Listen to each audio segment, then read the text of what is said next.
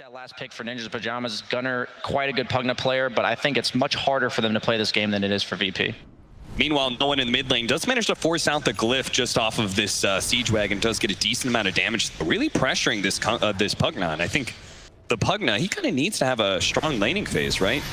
Oh, I think he might be dead here. He might be dead here. Just a misstep there from Gunnar. Did not read how much damage no one could do. But he's dead for another 10 seconds because of the Reaper sight. And because he forced that glyph earlier, this is just going to be all free damage. Resolution is going to be in trouble in the bottom lane. All those rocks come hailing down from the mini golems, and Resolution will eventually die here. And Virtus Pro, I feel like I really like their core matchups. But they're going to make the move. Dive here, trying to quickly kill that Underlord, but intercepted by Solo with a great paralyzing cast. A Reaper's Sight to be able to stop that. Make sure the Pugna does indeed go down for the 4th time. Arrow coming out. Universe does manage to sidestep that.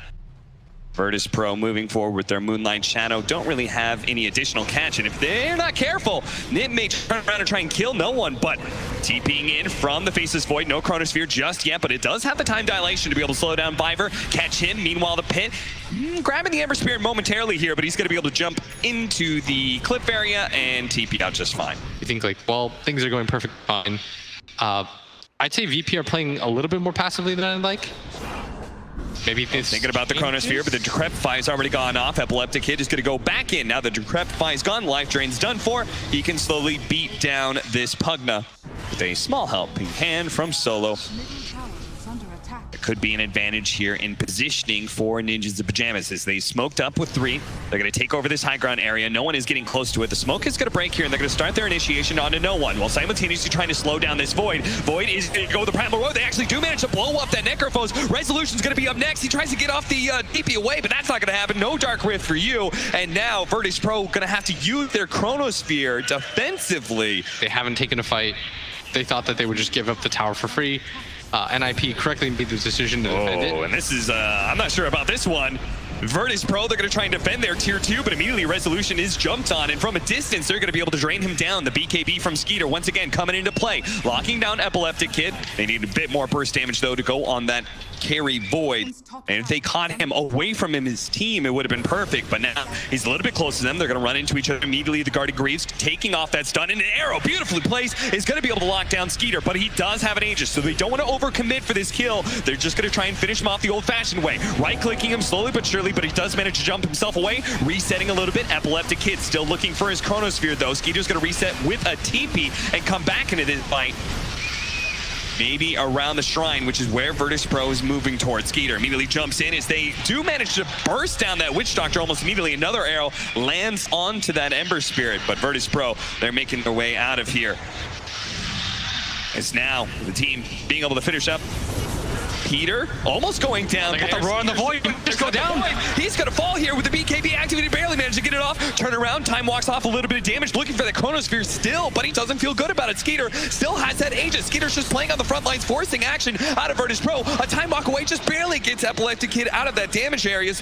But Skeeter does end up on Chronosphere here. Aegis. Now he's going to go for the Chronosphere. On top of them, but he got to the lift. Oh no! Viver with the perfect positioning. Burst down the Faceless Void. No one. He's going to be in trouble. The Dark Rift coming up from Resolution. They do have the heals of Guardian Greaves. They should be able to get out together. Virtus Pro offering multiple breaths of fresh air here to this Ninjas of Pajamas team that is now able to assault the high ground at 30 minutes. This is the timing that they were looking for 15 minutes ago, the timing that they kept on getting stymied. They will get Resolution here up into the high ground. Kinesis backwards. He's just dead. Again, they don't have the Chrono.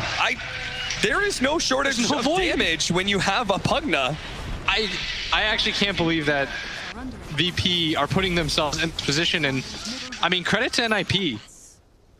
He's going to be pulled back into the Chen as they are all top lane right now, but Virtus Pro, they know Gunner's here. They just saw that blast. This is a great position for them to be able to get a crucial pick off, but Gunner has already backed himself away. Virtus Pro missed their opportunity. In fact, even showing themselves with Resolution TPing back over to the shrine is going to be able to grab Peter. With Gunner pushed away, now they want to try and force the fight up to top. And they're just going to walk back towards mid. Gunner. Oh, is he still going to get caught? Yule Scepter, thanks to that gem, he will be able to see Gunner through that Glimmer Cape, and they're just going to be able to chain stun him from here. Reaper Scythe isn't going to actually finish off Gunner because of all those heals, but eventually they will get that kill. They want VP to feel like they're all in committed for this Roche. Yeah, and I think even just the Firestorm by itself is enough to force VP back. I like this decision a lot though from Void, saving that DD rune. Yeah. Oh, He wants it for the fight more than the Roche. Yeah. They don't want to have to deal with this longer, drawn-out fight. They want to be able to get inside of the Nip base right now. With this smoke into the Moonlight Shadow, they need a Yule Scepter. They need to be able to find one of these heroes. They run into the Ember Spirit, but he has the Lincoln, so they're not going to be able to kill him. They know that PPD's up here. Maybe they get PPD. He's going to try and TP out, but the arrow nails him perfectly. Still, though, it's a 5 position. They really wanted a big core pick.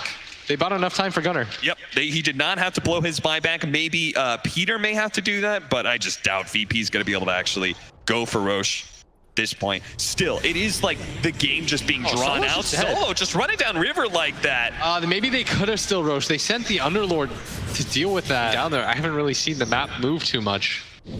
They're going to be able to take away some vision. Oh, Epileptic Kid thought he had an opportunity. He's still going to go for it. The Chronosphere onto Gunnar with a long-range arrow coming in. Gunnar will fall. Primal Roar going out. Okay, Force Staff. Online. They're going to get him out of there. There's an activatable Shrine. Gunner's going to be okay. In fact, he's going to turn around and kill Epi Kid. Oh, he's dead for 2 minutes. This is the only way that we're losing this game. It's happened like 8 times now. You know what I love about Dota for like the last year again, now? This can't keep happening. Trying to set up for this. Looks like he's going to find a way to be able to do his Lincolns that they do. Sin Telekinesis on top of that. Roar, Epileptic Kid, he's down. Now they're going to be able to grab more. It's going to be the Marauder up next. They're immediately going to buy back on the Void. This is where Nip may have overextended themselves. They need to be able to get a sick Chronosphere out of this one. Epileptic Kid going to try and chase down Gunnar right now. Gunnar leading them away. In fact, going deeper into VP's side of the map.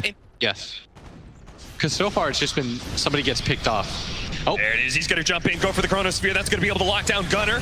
And the arrow to be able to follow up with the Aeon Disc. Now the Reaper Scythe coming in. That does knock down Gunnar finally, but he does have a buyback. Meanwhile, the bottom lane is pushing out, and VP is trying to retreat right now. They do have the Dark Rift. They can use it now to try and save out no one. Is the rest of the team going to be able to get inside the pit? At the same time, they tried to go for Force Staff to see if they can get the Necrophos outside of that range. Somebody's going to get caught by this Ember Spirit, though. That is Skeeter with the double damage. No matter how many leap charges you have, it's not going to be enough to get away from this Ember. Universe gonna offer a refresher on his Beastmaster. VP. Some double Primal Roar actions. Oh, they immediately managed to get on top of Skeeter. And with the Chronosphere, the Reaper Sight, he is dead for 135 seconds. We're soon, I'm pretty sure Viper's gonna go for the Telekinesis cooldown. That is a massive upgrade to your control. I don't know if they'll know about this move, by the way. Smoke up? Yeah, because the Ember hasn't bought back or anything like that, so... Smoke's gonna break. They're gonna throw the Firestorm inside the pit. See if they can get some ideas here. Resolution's gonna take a lot of damage on his way out here. Gets a little bit low. He's instantly gonna pop his BKB as soon as they use the Decrepify Gunner. Well, they're gonna use the Chronosphere to make sure he dies here with the Reaper Scythe coming in. It's not quite enough damage. All these heals. How has he survived through all this? He's Decrepify going up. Finally, he does burn down. He doesn't have a buyback. But the Ember Spirits into the back line. Trying to finish off Solo. Does manage to get him. Saves up next. But his BKB is worn out. He has to be careful of that Pit of Malice. His Lincoln's is broken. Arrow coming in. Dodge with a Sleight of Fist. Does manage to get away. Skeeter barely survives. Dodging a bullet there. Like, of all the spells to steal, just to delay this game, the Hawk finally goes down. The arrow. The arrow. Ooh. That was a little close. He's got to make sure the Chronosphere. That's it. Fiverr, they're tired of all the shenanigans with this Firestorm. They're going to make sure he falls. And finally, Roshan's dead. 61 minutes in. It's been 20 minutes of non-stop Roche posturing, but he is dead. Psyched up. They're going to try and make their initiation onto Peter once again. It's not the hero that they really are aching for a kill, but they'll take whatever they can get at this point, especially when they end him with the Reaper Scythe, and he's down for 130 seconds. That's fine. Getting kills at this point, or buybacks, maybe you can force one of them. They've got the Aegis. They're just going to walk down into mid. They're going to challenge NIP to a fight. Jump forward, trying to go for more. The Nullifier coming out right as Pugna jumps away. The Primal War counter run out. It does bounce. Death Ward, though. But they're still going to be able to control the Death Ward. Immediately takes out this Void. Can they get the control on him in the second life? He's going to come back. Immediately activates his BKB. Turns around Chronospheres with the Darth Ward. This time out from Solo. But it's actually inside the Chronosphere. Doesn't do the damage, but Epileptic Kid does. A stolen Chronosphere out from Viper. They got to get the hell out of here. Get away with the Dark Rift. But oh, Nip, they can't stop him. None on the Beastmaster, and that's pretty massive. This 30-second cooldown on the Moonlight Shadow. VP are just trying to abuse that. Oh, He got hit by an arrow. The defensive force staff will get him out of the pit of malice. Get him out of the chronosphere. Can Gunnar help him survive with the decrepit fight, but the Reaper Scythe actually coming down. The opponent Chrono coming up from Biver. He actually stole Death Ward on top of that. He's his own combo, but he doesn't want to use it just yet. He needs a little bit more control. The Ember Spirit's going to try and jump in. No one going to be the target here, but he's so tanky. So maybe it's Death Ward does so much. doing so much damage. The help with the Ghost Scepter, a little bit more damage, and finally Solo will fall. They do have a Dark Crit, but it seems like VP, they're content to turn. They're content to try and kill Biver here. Decrepify helping him out. So they have a Force Staff. They need to be able to get him up into the high ground somewhere. The arrow doesn't land, but the Reaper Scythe will. Another death and another buyback coming out from Ninjas in Pajamas. They only have one left. At this point, they should know they are so heavily favored. Look at how much damage everybody does. Epileptic Kid can get any core at this point, and it'll be worth it. Oh yeah, they're just chunking down this tower. This Atrophy Aura doing so much for them. They do have the Pit of Malice leading out onto Biver. Biver, Reaper Scythe immediately used on him, but the heal goes out. He's actually going to survive from it. You know, Epileptic Kid, he's in trouble. Managed to pop up the BKB, the Time Walker, the 3-man Chronosphere, leading out to a defensive Chrono from Biver. Doesn't really stop the damage coming out, but maybe the heals from the Gunner. No, he can't actually save his support or Universe. They both end up falling, and now it's going to be a 3 versus 5 and time to heal, but VP, they are just demolishing buildings. They are a wrecking ball. The power of the Atrophy Aura with the Aghanim Scepter. There is no time. Nip cannot stall this any longer. They have to somehow get in front of these buildings and defend. 3 versus 5 as the first initiation on a Biver. He's already dead. Couldn't even get a reaction out of Gunnar in time to be able to get off that Decrepify. Tries to lay some damage out onto no one, but they're just going to dive the fountain at this point in time. Finish off these heroes once and for all. Gunner's now dead. A happy Chronosphere for Epileptic Kid as Virtus Pro will wipe Nip inside of their own fountain. And finally, call an end to this game 1. That's right, it is going to be a no-one invoker indeed for Virtus Pro. Is this going to be good enough to close this series out 2-0 after quite an extensive game 1? No, I want to see game 3. All right. That offlaner is going to be Resolution. Virtus Pro, though, are going to fight over these bounty runes with the Skywrath Mage and Solo's Warlock. They're going to try and pick up all of them. They do manage to get only 2 of them. Resolution gets quite low, but they may still be able to get the first blood on Biver. Oh, high ground miss, but another shot from Solo. That'll finish it up. Where I'm sure a lot of that influence comes from Solo. They are going to try and punish Solo for soloing up this top lane, but they don't quite get him with the arrow. And now, as a result, they may be in trouble. As Epileptic Kid comes on in. Only 1 level of the Spirit Lance, but 4 levels of the Phantom Rush means that as long as he has vision of Biver, he should be able to keep running him down. They have the Blood Right, but it's going to be too late to save the Mirana. They will get some damage onto the real Phantom Lancer. A little bit more. They actually throw out the Rupture, but it looks like on the wrong hero. They actually hit the Illusion. Now Skater's going to get caught Tornado on through. Universe just hiding in the Sandstorm in the back lines, but he can't actually save the Bloodseeker at this rate. Oh, Burrow Strike up in 1 more second. They're going to try and stop out Invoker. Do manage to get him with the arrow immediately afterwards, so they do trade cores. Now they're going to try and chase down Solo, but nice use of the Shadow Word, TP out.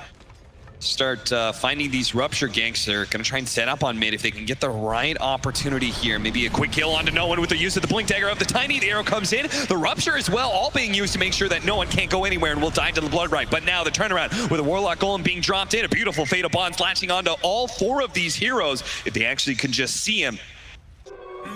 Pretty big. Yeah, he's really close to the Yules. He's going to break the smoke through with this positioning. They're going to blink on top of him, though. Great read by Resolution, holding in this Mirana. Now they're going to try and get a little bit more out of this one. Solo's just going to confidently walk in. Solo is just like, I want to force a fight right here. And oh, he tries to get off the Chaotic Offering, almost gets bursted down, but finally he does get it off now. Gunnar, he actually gets away from all of that one. Solo dropped the Golem and will be able to walk it off. Gunnar is probably just going to get kited down now as he, the toss forward, not quite enough. They had a range drop on Solo, so he still survives thanks in part to his Shadow Word.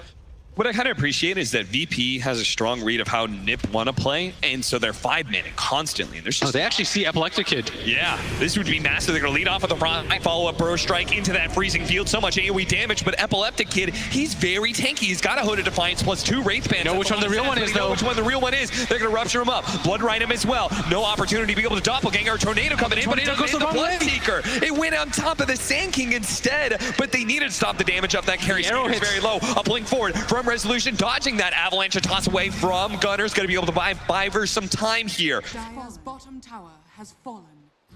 Even though you get a tier 2 tower, I feel like you want to save that tier 1 mid. Yeah.